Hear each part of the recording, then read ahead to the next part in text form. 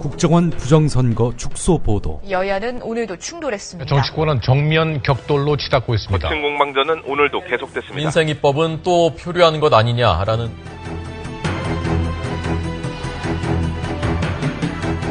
장악당한 언론은 진실로부터 멀어지고 있습니다. 낙담하지 마십시오. 국민TV가 이제 날개짓을 하려고 합니다. 조합원으로 가입해서 위대한 역사를 함께 만들어 갑시다. 미디어 협동조합 국민TV 홈페이지 또는 서울 전화 3144-7737 또는 3144-0933으로 가입하실 수 있습니다.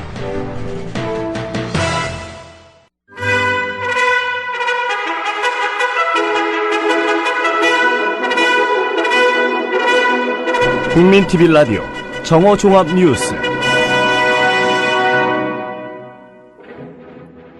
새누리당과 민주당이 2007년 남북정상회담 대화록 실종을 기정사실화하며 실종 경위에 대한 수사를 촉구했습니다. 국가정보원 댓글 의혹 사건 등의 진상을 규명하기 위한 국정조사 특위가 이번 주부터 본격 가동됩니다. 민주당은 미국 법원이 윤창중 전 청와대 대변인에 대해 체포영장을 발부했다는 보도에 대해 사필 규정이며 당연한 결과라고 논평했습니다. 전두환 씨의 부인 이순자 씨가 은행에 30억 원의 연금 예금을 넣은 뒤 매달 1,200만 원씩 받아가고 있다는 사실을 검찰이 확인하고 이 예금을 압류했습니다.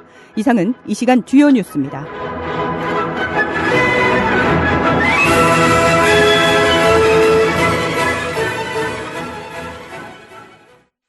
(7월 22일) 월요일 국민TV 라디오 정오종합뉴스 첫 소식입니다. 새누리당과 민주당이 2007년 남북정상회담 대화록 실종을 기정사실화하며 실종 경위에 대한 수사를 촉구했습니다. 최경환 새누리당 원내대표는 오늘 국회에서 열린 최고위원회에서 지난 금요일 이후에도 계속해서 대화록 찾기에 정치권이 할 수 있는 모든 방법을 동원해서 노력을 다했지만 찾을 수가 없었다며 만일 최종적으로 없는 것이 판명된다면 이는 사초가 실종된 중대한 국기문란 사태라고 강조했습니다. 새누리당은 노무현 정부 책임론으로 분위기를 몰아가고 있습니다. 황진아 새누리당 열람위원입니다. 우리는 가지고 있지 않다라고 결론을 내렸기 때문에 없을 것 같지만 이 아주 소중한 자료를 찾아야 된다는 필요성을 우리도 느낍니다. 반면에 민주당은 특검 수사를 통해 규명돼야 한다는 입장입니다.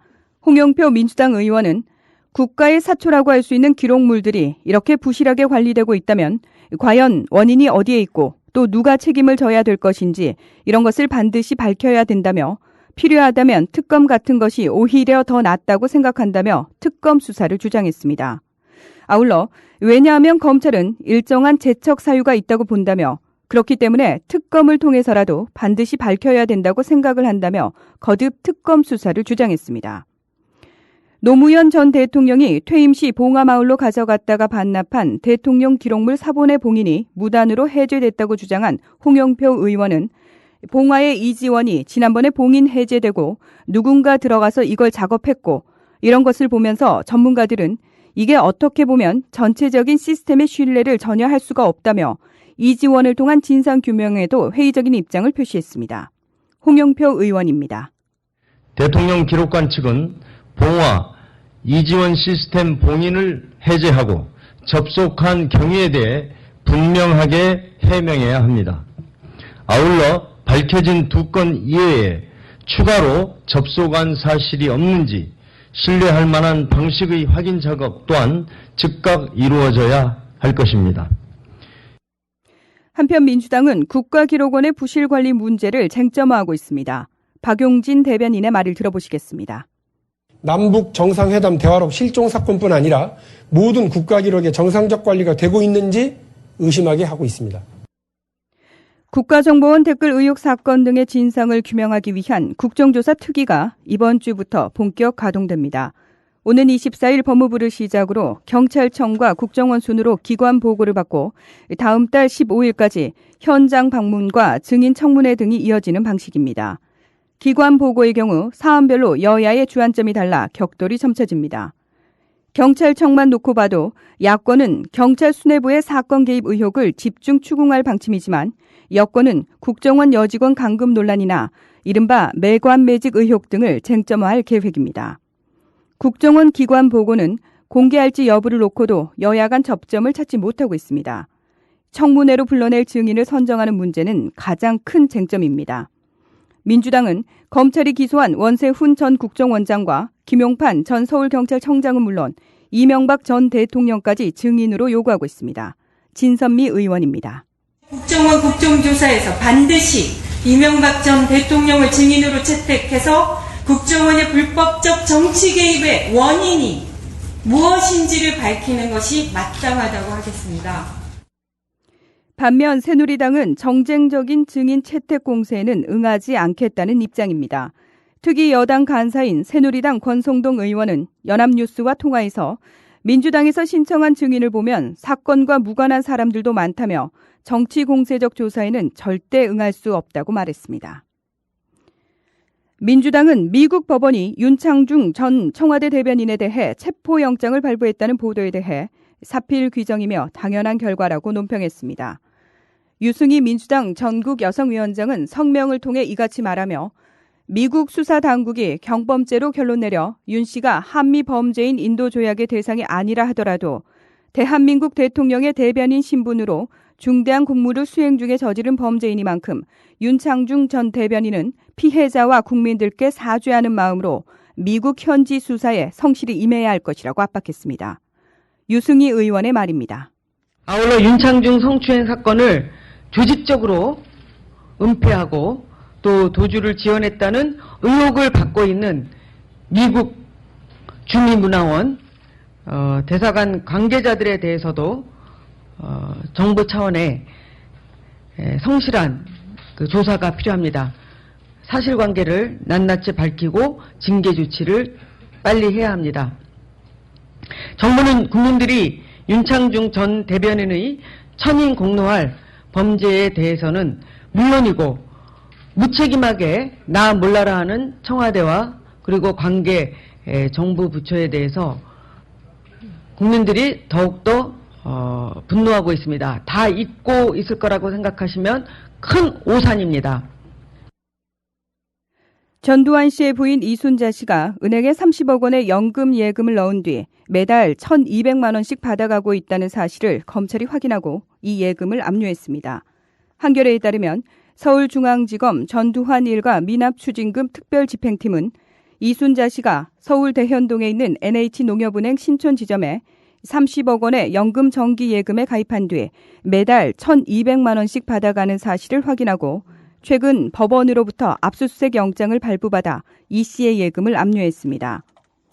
앞서 한겨레는 전두환 재산찾기 크라우드 소싱 기획 보도를 시작한 뒤 한 시민이 이순자 씨가 본인 명의로 농협의 30억 예금을 즉시 연금 상품에 가입했다고 합니다.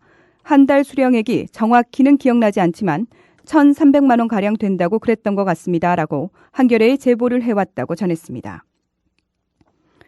진보신당이 진보정의당이 당명을 정의당으로 바꿨듯 새 당명에서 진보를 뺐습니다. 진보신당은 어제 오후 서울 관악구청 대강당에서 임시 당대회를 열고 노동당을 새로운 당명으로 정했습니다. 이날 임시 당대회에는 노동당, 무지개사회당, 정록당, 평등노동당, 평등당, 평등사회당, 평화노동당, 해방당 등 8개 당명 후보를 놓고 선호 투표를 시행한 결과 재석 대의원 252명 중 66.7%의 찬성표를 받은 노동당이 새 당명으로 확정됐습니다. 진실을 호도하지 않고 논점을 이탈하지 않는 공정뉴스. 국민TV 라디오 뉴스의 꿈입니다. 지금은 정오 종합뉴스와 함께하고 계십니다.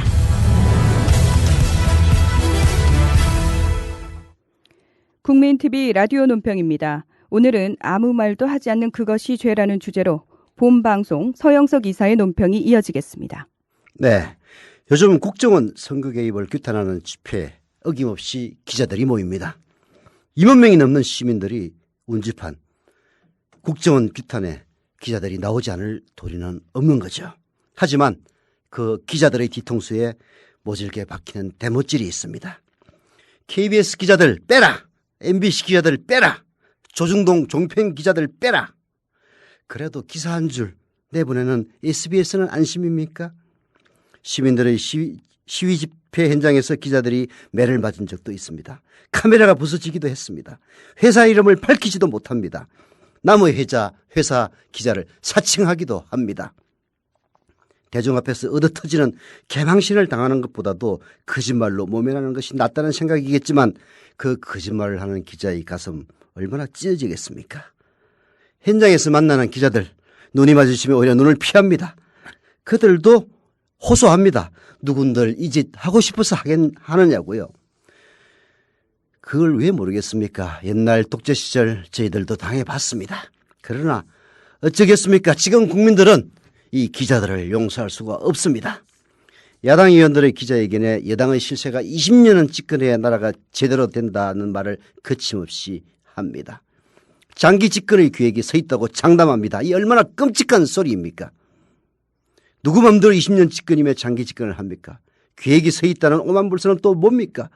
머리를 망치로 내려치는 박정희 전두환 독재의 호통이 들리는 듯합니다. 그럼에도 기자는 눈을 피합니다. 기자의 눈은 장기 독재 가능성의 발언을 넘어가고 미끈한 각선미의 미녀가 던지는 야구공 시구에 팔려 있습니다. 그게 편하다는 생각이겠죠. 나는 미녀의 각선미를 취재했다고 항변할 때 그게 바로 죄가 되는 시대가 올 겁니다. 2차 대전 후 드골은 프랑스에 돌아와서 수많은 언론인들을 처형했습니다.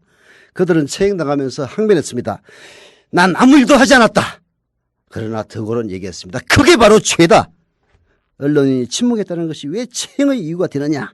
프랑스 역사에 처형을 했던 드골을 비난하는 기록은 없습니다. 그것이 프랑스인들의 지성입니다. 그러나 한국의 침묵하는 언론은 여전히 존재하고 있고 당당합니다. 너는 그들을 비난할 자격이 있느냐?